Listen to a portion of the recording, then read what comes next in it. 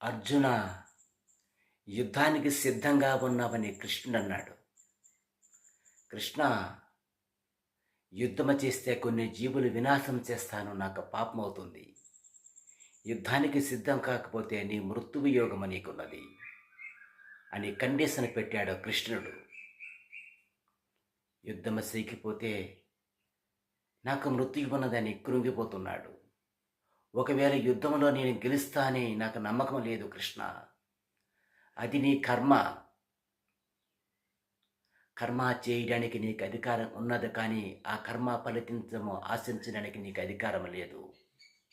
అయినా కర్మాలు చేయడం మానివేయకు. అర్జునుడు కూర్చొని ఆలోచిస్తున్నాడు. అప్పుడు ఆకాశం మీద విరాట్ పర్ణం వచ్చాడు. అర్జున,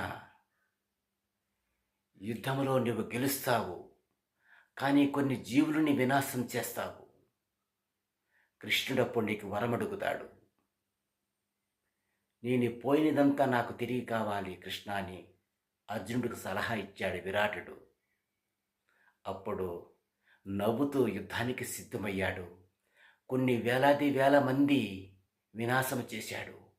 ప్రపంచానికే భస్మం చేశాడు. అప్పుడు కృష్ణుడు నవ్వుతున్నాడు. నీకు ఏ వరము కావాలి కోరుకో.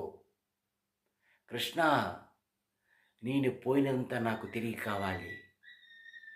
ఈ ప్రపంచమంతా నాకు అవసరం లేదు. ఏ జీవుడు నేను వినాశము చేశానో ఆ జీవుడు నాకు తిరిగి అప్పచెప్పాలని ప్రాధాయపడి కోరుకున్నాడు. ప్రతి ఒక్క మానవుడు కూడా ఏ ఒక్కటి పోతుందో, ఏ ఒక్కటి నష్టమైపోతున్నావో, నీ దగ్గర నుండి వెళ్ళిపోతుందో అది తిరిగి రప్పించుకోవడానికి నీలో అంత శక్తి ఉన్నది.